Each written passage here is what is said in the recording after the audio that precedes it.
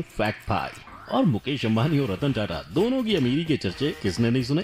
मतलब जहाँ हस्बैंड एक फूल का खर्चा नहीं करते, वहीं मुकेश अंबानी ने एक नहीं 3 बार अपनी वाइफ को करोड़ों की प्राइवेट जेट गिफ्ट की है। पर प्राइवेट जेट, लग्जरी कार्स और अंटीलिया के मालिक अंबानी के पास सिर्फ 6 कंपनियां हैं। लेकिन रतन टाटा की बात करें तो ये रहते तो बस इत्तू से बंगले में, पर इनके पास 135 से ज्यादा कंपनियां हैं। तो अब बताओ 6 वर्सेस 135 किसकी जेब भारी होगी? वेल, इसका जवाब शायद ही है किसी के पास, पर अगर मेरा वीडियो देखा तो क्या पता आप खुद ही दे दें इसका जवाब। और वैसे तो आज एशिया के सबसे अमीर इंसान का टाइटल मुकेश अंबानी के पास है, पर अगर रतन टाटा अपनी पूरी दौलत अपने हाथों में ले ले तो वो भी बन सकते हैं एशिया के सबसे अमीर इंसान। लेकिन आखिर वो ऐसा कर क्यों नहीं रहे? तो चलिए आपके सवालों का जवाब जानने के लिए शुरू करते हैं हमारा इन बिजनेसमैन का पैसे और शो ऑफ से भरा ये सफर। मुकेश अंबानी वर्सेस रतन टाटा, किसका शो ऑफ है ज्यादा? नंबर 1, ऐसी थी दोनों की कंपनीज की शुरुआत।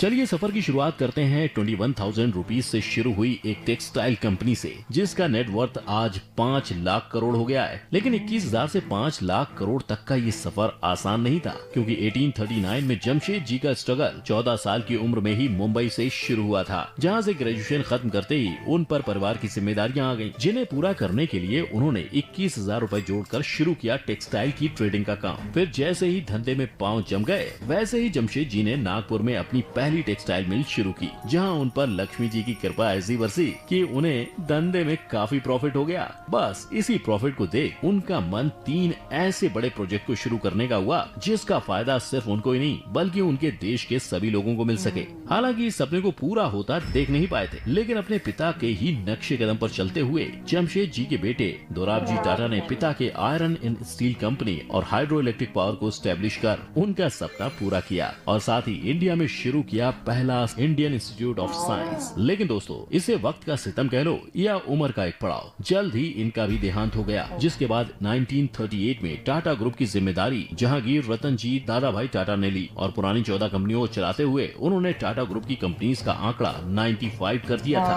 और इतना ही नहीं, इसके साथ ही JRD टाटा ने इंडिया की पहली एयरलाइन टाटा एयरलाइन की भी शुरुआत की, जिसके बाद उसे गवर्नमेंट ने अपने अंडर लेते हुए उसका नाम एयर इंडिया कर दिया। पर इन सब के बाद 3 पीढ़ियों के नाम और काम को आगे बढ़ाने की जिम्मेदारी मिली रतन नवल टाटा को, जिन्होंने उसे बखूबी निभाते हुए टाटा इंडस्ट्रीज का नाम आज ग्लोबली ऐसा फेमस कर दिया है कि बच्चा बच्चा टाटा के बारे में जानता है और टाटा के साथ काम जरूर करना चाहता है। तभी तो कंपनी का नेटवर्थ आज 5 लाख करोड़ तक जा पहुंचा है। और अब बात करते हैं उस इंसान की जिसकी एक गाड़ी की कीमत में नॉर्मल इंसान बंगला बना लेता है। और सिर्फ इतना ही नहीं, इन्होंने 6 फ्लोर की जो बड़ी पार्किंग अपने घर में बनवाई है ना, इतनी बड़ी बड़ी बिल्डिंग्स में आधे से ज्यादा मुंबई की पॉपुलेशन रहती है। यहाँ आपका गैस बिल्कुल सही है, मैं बात कर रहा हूँ अंबानी की, जिनके हाथ में कोई सोने का कटोरा नहीं था। और हमारे ही पापा की तरह धीरूभाई अंबानी ने भी कड़ी मेहनत और सैलरी में मिलने वाले सिल्वर कॉइन्स को जमा कर करके अपना बिजनेस शुरू किया था। मतलब पैसे जमा होने पर वो विदेश की नौकरी को छोड़कर मुंबई की एक चौल में रहने आ गए, और जैसे तैसे बहुत संघर्ष और मेहनत के बाद धीरूभाई अंबानी ने रिलायंस कमर्शियल कॉर्पोरेशन को शुरू किया, जो मसालों और यार्न्स में ट्रेड करता था। और जैसे ही मसालों और यार्न के धंधे में वो सेट हो गए, वैसे ही उन्होंने विमल नाम से अपने कपड़ों का बिजनेस भी शुरू कर दिया। पर विमल लोगों को लुभाने में फेल हुआ, इसलिए उसको कस्टमर्स का अच्छा रिस्पांस नहीं मिला, जिसके बाद उसके स्टॉक में लोगों से इन्वेस्ट करवाने और उसके स्टॉक को बेचने का काम भी खुद धीरूभाई अंबानी को करना पड़ा। लेकिन अपने आप में ये काफी बड़ी बात है कि जिस टाइम लोग इन्वेस्ट जानते नहीं थे, उस टाइम धीरूभाई अंबानी ने विमल के IPO में लोगों से इन्वेस्ट करवाया था, और ऐसी इन्वेस्टमेंट करवाई थी जिसका फायदा कंपनी और इन्वेस्टर्स दोनों को भरपूर हुआ। और कुछ ही सालों में 70 करोड़ के रेवेन्यू वाले रिलायंस का रेवेन्यू 2002 में 75,000 करोड़ हो गया था। इस रेवेन्यू और बिजनेस में मिल रहे सक्सेस के चलते रिलायंस इंडस्ट्रीज का नाम फॉर्च्यून 500 में शामिल हुआ था। लेकिन शायद धीरूभाई के हिस्से में ही इतनी ही सक्सेस थी, इसीलिए तो उसी साल खराब तबीयत की वजह से उनकी डेथ हो गई। और उनकी मौत के बाद उनके पूरे बिजनेस को उनके दोनों बेटे मुकेश और अनिल अंबानी के बीच डिवाइड कर दिया गया। पर दोनों भाइयों के बिजनेस का तरीका काफी अलग था, इसीलिए जहां एक भाई कोर्ट में खुद गवाही दे रहा है कि उसकी नेटवर्थ 0 हो गई है, वहीं मुकेश अंबानी का नेटवर्थ 7,930 करोड़ डॉलर हो गया है। नंबर 2, किसका पैसा है ज्यादा जिससे होता है उसका फायदा?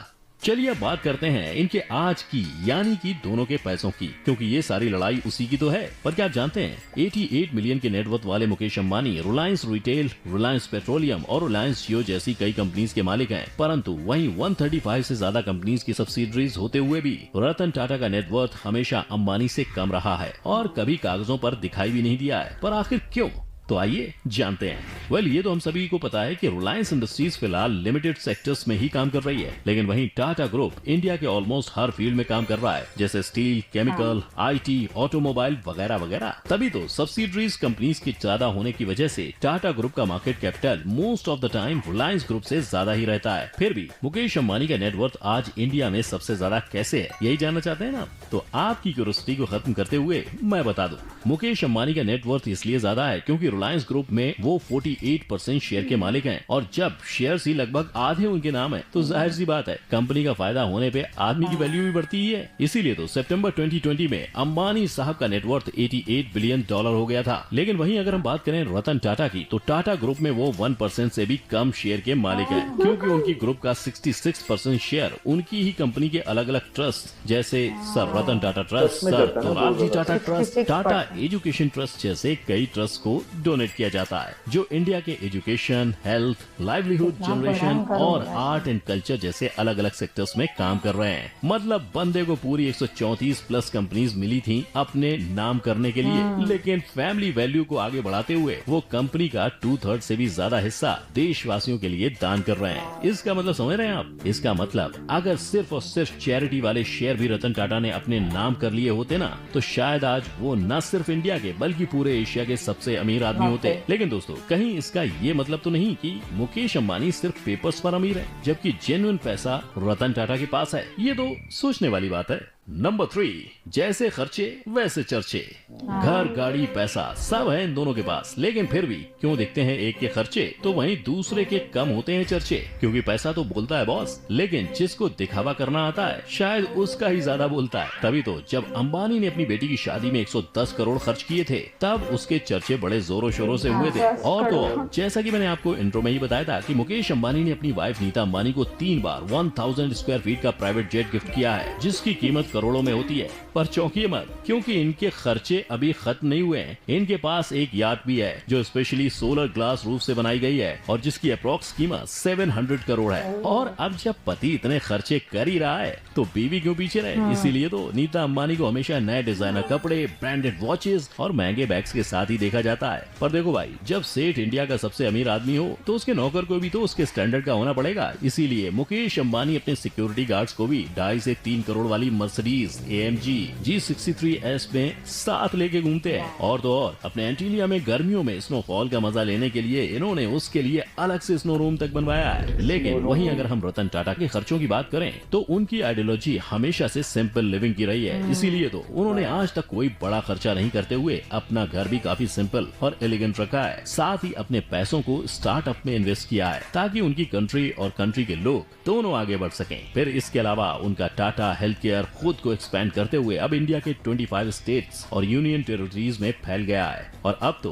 टाटा ग्रुप अपनी कंपनीज की तरह सोशल वर्क के हर फील्ड में अपने पैर पसारने लगी है। फिर चाहे वो वाटर सैनिटेशन हो या स्पोर्ट्स या फिर डिजास्टर मैनेजमेंट, माइग्रेशन या सोशल जस्टिस ही क्यों ना हो, पर जिस तरह से टाटा ग्रुप लोगों के लिए बिना किसी पब्लिसिटी के काम कर रहा है, उससे तो ये साफ दिख रहा है कि इनकी वैल्यू और इथिक्स इनके लिए कितने इंपॉर्टेंट है। क्योंकि एक बिजनेसमैन जहां अगर एक गुलाब भी खरीद लेता है तो उसकी हवा उड़ने लगती है, मतलब उसकी न्यूज बन जाती है। वहीं दूसरा बिजनेसमैन ऐसा है जिसके पास किसी चीज की कमी नहीं है, लेकिन फिर भी वो सोशल वर्क में इतने आगे पहुंच गए हैं जिसका शायद किसी को पता ही नहीं है। और इसकी वजह है उनका खुद ये सब काम छुप छुप के करना। पर अब आप ही बताइए, इन दोनों बिजनेसमैन ने एक जैसी मेहनत कर अपने आप को, अपनी कंपनी को इतने आगे पहुंचाया, लेकिन फिर भी एक इंसान दुनिया की नजरों से खुद को बचाते हुए सारे काम कर रहा है, तो वहीं दूसरे का छोटे से छोटा खर्चा भी लाइमलाइट में आ जाता है। तो क्या ऐसे में अपने खर्चे का चर्चा करना वाकई में जरूरी है? क्या लगता है आपको? कमेंट बॉक्स में जरूर बताना। इसके साथ ही अगर आपको हमारी आज की ये वीडियो अच्छी लगी हो तो लाइक और शेयर करना मत भूलना, और साथ ही ऐसे कई नए पुराने चर्चे के बारे में ज्ञान अर्जित करते रहने के लिए हमारे चैनल को भी सब्सक्राइब कर लेना। साथ ही हमारी कोई भी अपडेट आपसे मिस ना हो, इसलिए बेल आइकन को भी हिट करना याद से। फिर मिलेंगे किसी नए मुद्दे और चर्चे के साथ। जय हिंद।